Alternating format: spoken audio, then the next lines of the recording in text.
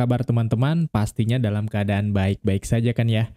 Baik, kita lanjutkan lagi dengan video kita terkait Spring MVC atau bagaimana sih membuat website full stack gitu ya dengan Spring Boot gitu ya menggunakan dependensi Spring MVC. Nah, kalau di video kita yang pertama kemarin kita sudah membahas basicnya gitu ya, bagaimana sih Spring MVC kita gunakan untuk membuat website. Ya, yang membedakan itu kan kemarin kalau kita masih ingat atau teman-teman masih ingat terkait dengan controller di sini, kemudian mendesain atau membuat halaman HTML di folder template di sini.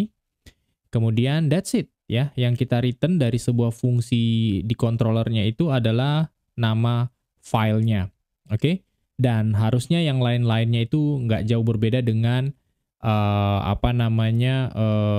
proses atau dengan kode-kode program yang sebelumnya sudah kita pelajari di membangun REST API dengan Spring Boot ya.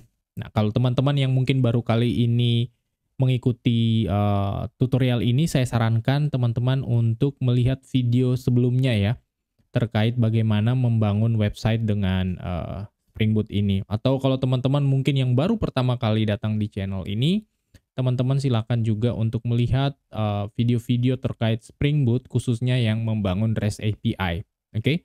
Nah, di playlist ini kita akan membahas mengenai membangun website-nya, bukan hanya sekali lagi bukan hanya REST API-nya. Ya, jadi termasuk user interface-nya atau tampilannya. Oke? Nah, di video kita kali ini, di video kita yang kedua kali ini, kita akan melanjutkan video yang kemarin tentunya.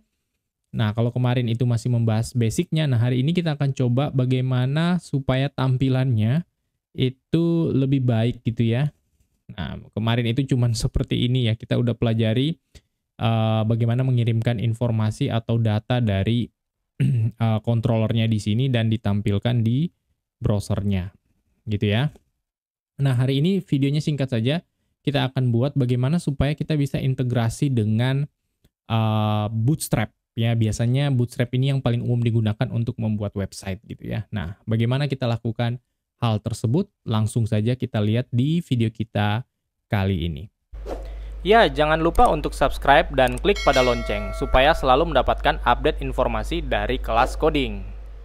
Oke, langsung saja ya teman-teman. Jadi tadi kita akan coba mengintegrasikan Bootstrap ke dalam project Spring MVC kita di sini. Oke. Nah, kalau kita berkunjung ke websitenya Bootstrap, ya Get Bootstrap, ini harusnya sih sekarang sudah versi 5 sekian gitu ya. Nah, ini dia. Nah, kalau teman-teman juga melihat, mungkin kalau teman-teman lihat di di channel saya di kelas coding ini ada bagian yang membahas terkait Bootstrap juga ya. Di sana saya sedikit jelaskan tentang apa sih yang membedakan Bootstrap yang versi 5X dan versi-versi sebelumnya. Ya, secara prinsip itu perbedaannya di Bootstrap yang versi 5X ini kita tidak punya dependensi lagi ke jQuery gitu ya, library JavaScript yang sangat populer itu. Oke. Nah, saya yakin teman-teman sudah terbiasa mungkin dengan Bootstrap ini ya. Nah, dan saya tidak akan membahas Bootstrap ini sangat detail tentunya karena ini bukan bukan video tentang Bootstrap tentunya ya. Kita membahas mengenai Spring Boot-nya. Jadi mungkin saya akan bahas Bootstrap tapi mungkin di video-video kita yang lain gitu ya, yang fokus ke front end. Nah, kali ini kita akan coba aja integrasi bagaimana sih supaya Bootstrap ini bisa kita gunakan di dalam dalam aplikasi Spring MVC gitu ya. Nah, sebenarnya ya bisa saja kita tinggal download templates-nya di sini ya. Ada starter pack kalau nggak salah. Kalau teman-teman masuk ke Getting Started di sini dia punya ini dia starter template. Ini kalau kita copy dan copy paste ke sini, ya harusnya tampilannya juga udah menggunakan Bootstrap gitu ya. Tapi di sini kalau kita lihat kan dia menggunakan CDN ya untuk mengakses dependensi CSS-nya di sini, dan juga di bagian bawah itu biasanya ada dependensi untuk JavaScript-nya Bootstrap.js di sini. Oke. Nah, itu kalau kita langsung seperti ini. Tapi kan biasanya kita kalau pingin buat aplikasi web yang website yang mungkin jalan di server kita sendiri, atau apalagi website itu hanya jalan secara intranet gitu ya, dipakai di jaringan kantor misalnya. Nah, tentunya kita nggak akan bisa menggunakan CDN seperti ini ya. Nah, jadi biasanya kita akan download library-nya kan ya, kita download kemudian kita tambahkan ke dalam project kita. Ya, itu bisa juga kita lakukan sebenarnya. Seperti yang saya jelaskan di video sebelumnya, di sini kan ada folder static nih teman-teman, perhatikan di sebelah kiri ini ada folder static.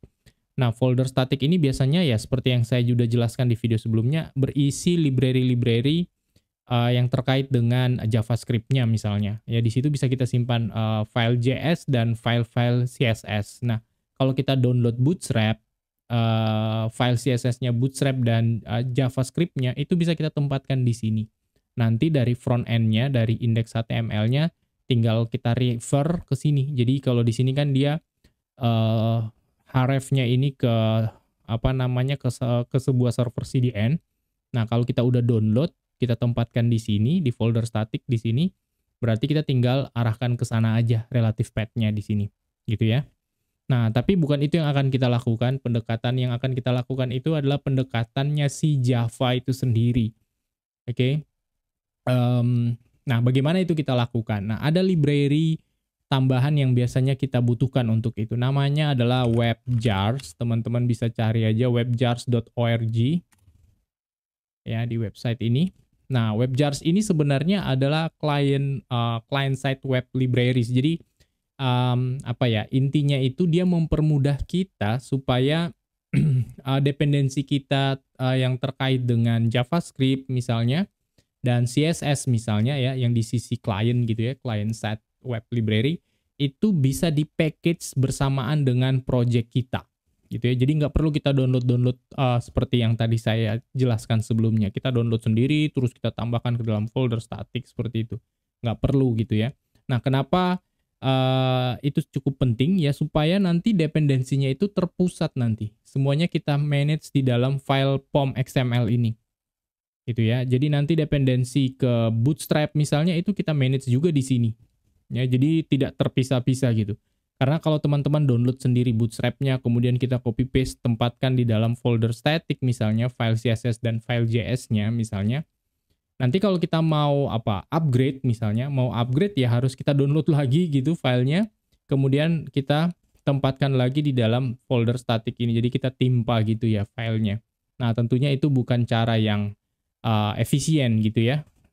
Lebih mudah kalau misalnya library-nya itu kita manage di dalam POM XML ini. Misalnya kita mau upgrade versi Bootstrap-nya gitu ya, tinggal kita sebutkan aja versinya di sini gitu ya, tanpa perlu kita download manual. Jadi WebJars itu membantu untuk kebutuhan itu gitu ya. Jadi bagaimana supaya kita bisa manage semua client side web libraries itu ke dalam file jar-nya nantinya yang saat kita packaging gitu ya. Artinya kita manage sama-sama seperti library-library atau dependensi-dependensi yang lain gitu ya. Nah, kalau teman-teman scroll down ke bawah, di sini udah ada banyak sekali populer library atau WebJars yang biasanya digunakan gitu ya. Nah, salah satunya tadi ya Bootstrap itu sendiri di sini. Oke. Nah, di sini kalau kita lihat ini ada versionnya yang terbaru di sini 5.1.1. Kalau kita lihat tadi di websitenya Bootstrap mungkin ya udah 5.1 berapa tadi? 5.1.2 kalau nggak salah. Nah, ini 5.1.2 jadi ya cukup up to date gitu ya. Cukup up to date. Jadi yang berbeda cuma versi minornya saja. Jadi ini cukup up to date. Atau teman-teman juga masih bisa nih mengakses versi-versi sebelumnya. Ya, jadi bisa tinggal pilih dependensinya. Nah, kita coba yang paling baru aja lah, versi 5.1.1 di sini. Kemudian kalau teman-teman lihat di bagian kanan di atas ini ya, ini ada build tool yang bisa kita pilih gitu ya. Nah, di project Spring kita, Spring MVC kita kan menggunakan Maven ya. Kita tinggal pilih aja Maven. Dan teman-teman bisa lihat di sini ya, untuk Bootstrap dependensinya yang ini nih. Nah, seperti itu. Jadi kalau kita ingin menggunakan Bootstrap di dalam project web MVC kita, sekali lagi nggak perlu kita download Bootstrap-nya terpisah gitu ya. Tapi kita bisa manage di dalam pom.xml juga ya menggunakan WebJars ini. Nah, jadi ini tinggal saya copy aja nih. Saya copy, kemudian saya tempatkan di dalam POM XML ini. Saya tempatkan di sini, gitu ya. Jadi sekali lagi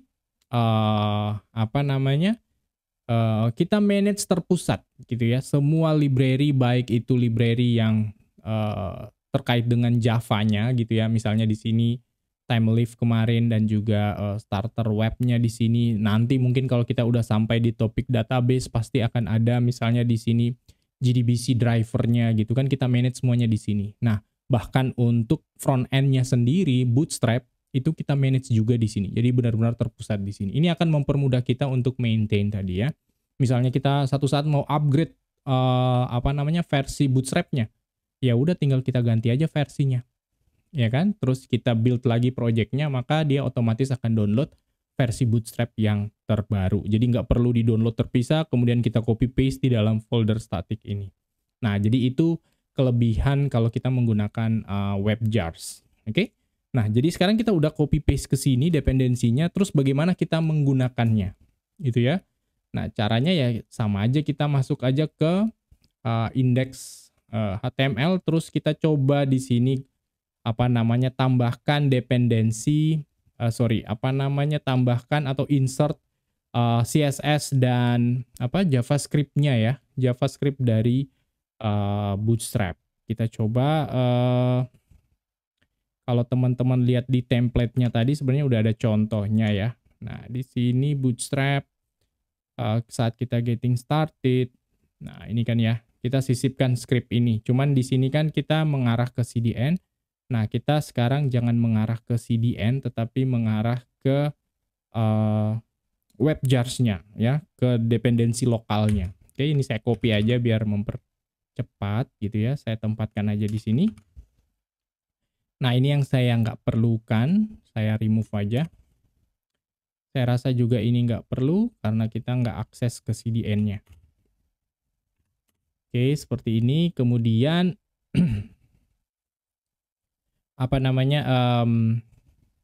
URL WebJars-nya apa gitu ya. Jadi di sini misalnya relnya benar style sheet, type-nya kita tambahkan di sini. Ini saya rasa nggak perlu juga.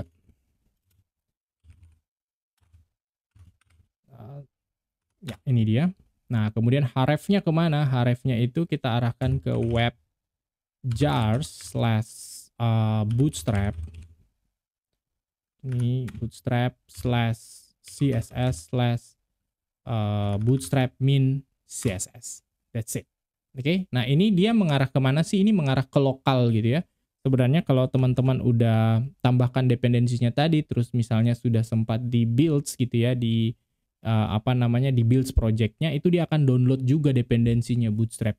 Jadi kalau kita lihat di bagian project mungkin di sini kan ada, sebentar ini biar kita bisa lihat. Oke, di sini kan ada Maven dependensi gitu ya. Nah, kalau teman-teman scroll ke bawah, di sini harusnya akan ada, ini saya belum sempat builds ya. Kalau kita build sebentar, saya coba builds dulu. Saya stop, kemudian mvn clean install gitu ya. Nah, ini dia akan download dependensi yang baru kita tambahkan tadi ya, yaitu Bootstrap di sini. Oke, kita coba tunggu beberapa saat.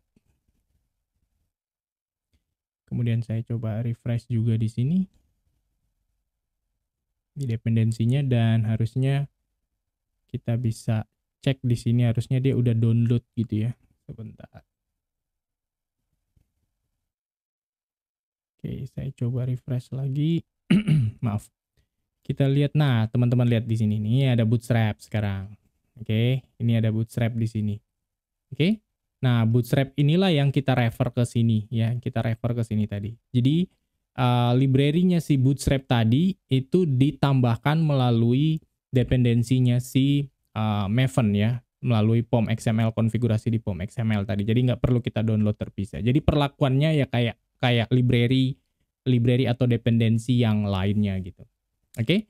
Nah, ini udah kita tambahkan. Kemudian untuk untuk JavaScript-nya juga harusnya sama saja ya. Kita tambahkan aja di sini misalnya script type JavaScript. Oke, kemudian harus ada apa? src-nya ya, saya tempatkan di depan. src. Nah, ini juga harusnya sama aja. Jadi mungkin saya copy aja ini sampai di sini. Oke, kemudian dia harusnya JS dan saya cek di sini nama filenya itu harusnya ya ini dia Bootstrap Bundle JS. Ini kita copy aja. Saya tempatkan di sini. Oke, WebJars Bootstrap JS/Bootstrap Bundle min.js. That's it. Dan harusnya sekarang ini sudah apa ya, Bootstrap-nya itu udah available dan kita udah bisa menggunakan tag-tag atau style-stylenya Bootstrap ke dalam aplikasi web atau di bagian UI-nya ini, di halaman HTML kita ini maksud saya. Oke, nah kita bisa coba misalnya ya, saya langsung running aja dulu. Di sini saya running aja mvn spring boot .2 run. Ya harusnya begitu kita apply di sini biasanya sih stylingnya itu langsung sedikit berubah gitu ya. Kita cek dulu. Oke, masih loading. Tunggu beberapa saat. Oke, saya coba refresh. Oke, sebentar. Kita coba aja salah satu tag yang ada di Bootstrap. Atau sebentar, kita coba view page source. Oke, ini ada Bootstrap. Kita klik. Oh, sorry. Ini dia belum dapat nih. Sebentar. Oke, dia belum dapat. Harusnya ke WebJars. Kita make sure dulu ya. Semoga saya nggak typo. Oke, kita cek dulu. Link href ke railnya style sheet. Kemudian apa namanya URL-nya itu href-nya ke WebJars, Bootstrap CSS, Bootstrap min CSS. Oke, udah benar. Kemudian berikutnya adalah WebJars, Bootstrap JS, Bootstrap Bundle min.js. Yes, harusnya udah benar. Sebentar. Kita cek di POM. Oh, sorry. Satu lagi saya kelupaan. Ada yang namanya WebJars Locator Core, ya, dependensi yang satunya lagi. Ini biasanya digunakan kalau apa ya?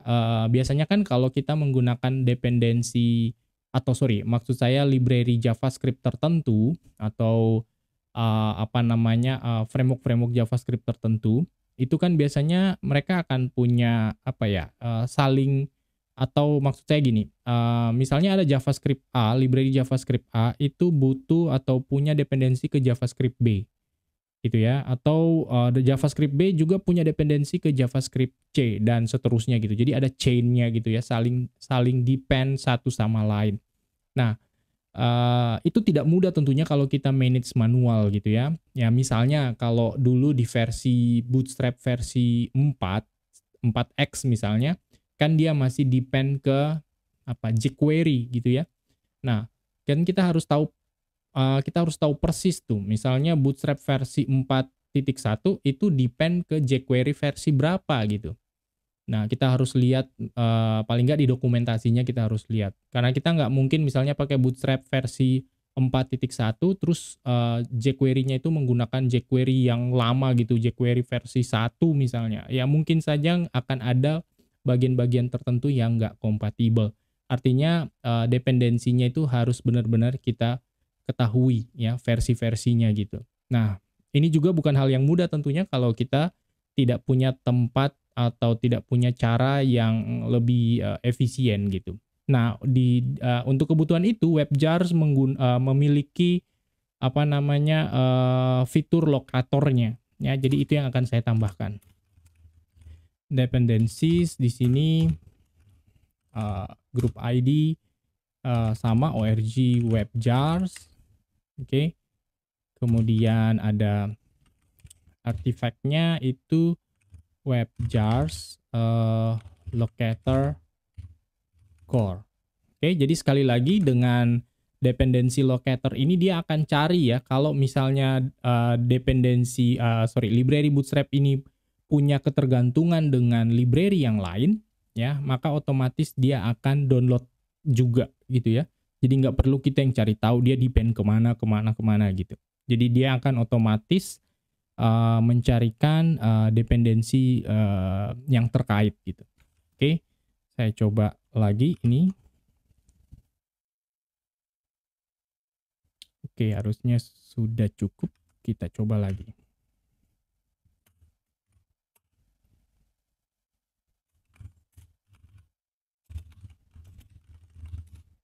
Oke, saya coba clear dulu projectnya.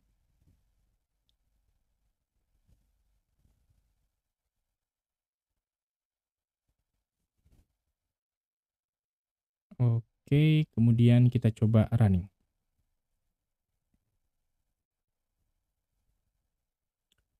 Oke, mohon bersabar. Oke, ini udah. Saya coba running lagi. Dan ya, kita tunggu beberapa saat dan kita lihat apakah ada perubahan gitu.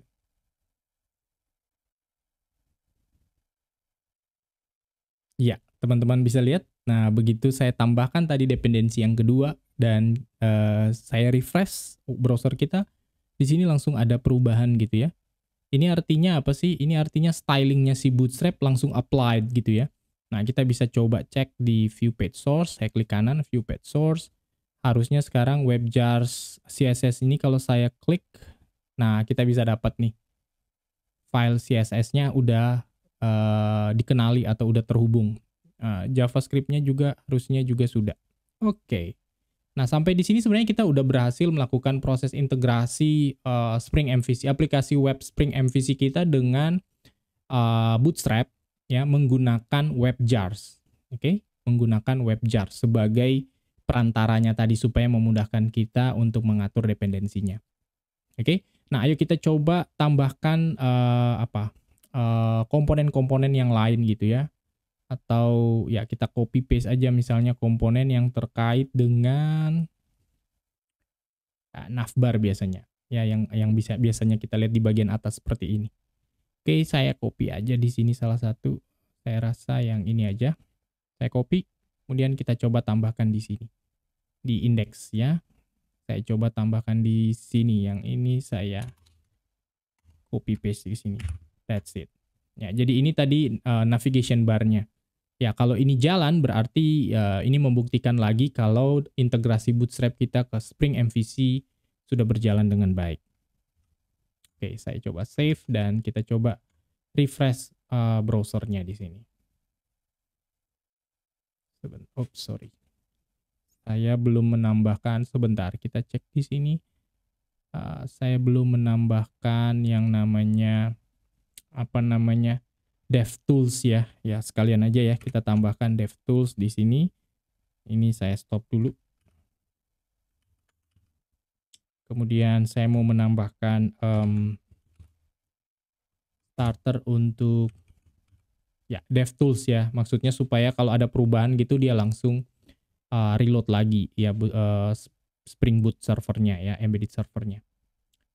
Oke, ini saya coba proceed dan harusnya sekarang udah ada DevTools di sini. Oke. Gitu ya. Oke.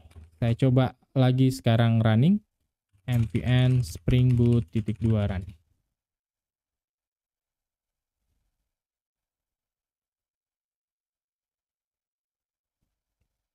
Oke, kita tunggu beberapa saat. Dan kalau sudah kita coba refresh browser kita. Oke, dan teman-teman bisa saksikan sendiri di sini kita udah bisa melihat komponen navigation bar ya dari Bootstrap. Ya, itu bisa kita apply ke dalam project Spring MVC kita di sini. Oke. Nah, ini misalnya saya mau coba tambahkan tag container ya biar dia mengarah ke tengah. Misalnya di sini saya kasih div class container ya. Terus yang ini saya move ke sini. Oke. Ya, kita rapiin dikit. That's it. Saya coba refresh.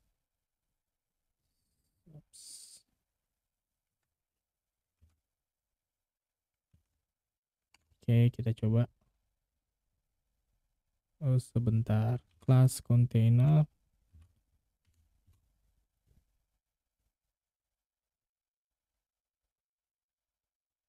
Ya, saya coba restart dulu sebentar. Dan harusnya sudah ke applied. Kita coba. Yep. Ya, ini kalau kita kasih style class container di sini kan dia itu biasanya akan menjorok sedikit ke dalam ya. Nah, sekali lagi teman-teman kita belum bahas terkait Bootstrap-nya ya. Tapi di sini kita fokus membahas bagaimana integrasikan Bootstrap ke dalam aplikasi web Spring MVC kita. Ya. Jadi saya nggak akan menjelaskan kenapa buttonnya bisa jadi warna hijau di sini kalau kita arahkan gitu ya. Nah, itu saya rasa teman-teman bisa pelajari sendiri di websitenya Bootstrap-nya di sini. Karena di sini udah cukup lengkap ya. Misalnya button tadi. Nah, button itu supaya bisa warnanya hijau, ini ada kelas-kelas yang bisa kita gunakan. Warnanya merah, ini ada kelas-kelas yang bisa kita gunakan. Oke? Nah, itu yang terjadi di sini, gitu ya. Jadi, saya nggak fokus ke sana, teman-teman bisa pelajari dulu terkait Bootstrap, tapi saya yakin teman-teman juga mungkin sudah terbiasa dengan membuat website front end-nya gitu ya. Saya yakin udah cukup familiar dengan Bootstrap ini. Oke? Nah, tapi target kita untuk di video ini sebenarnya udah tercapai, yaitu kita udah berhasil nih mengintegrasikan aplikasi Spring Boot kita, Spring MVC kita dengan Bootstrap.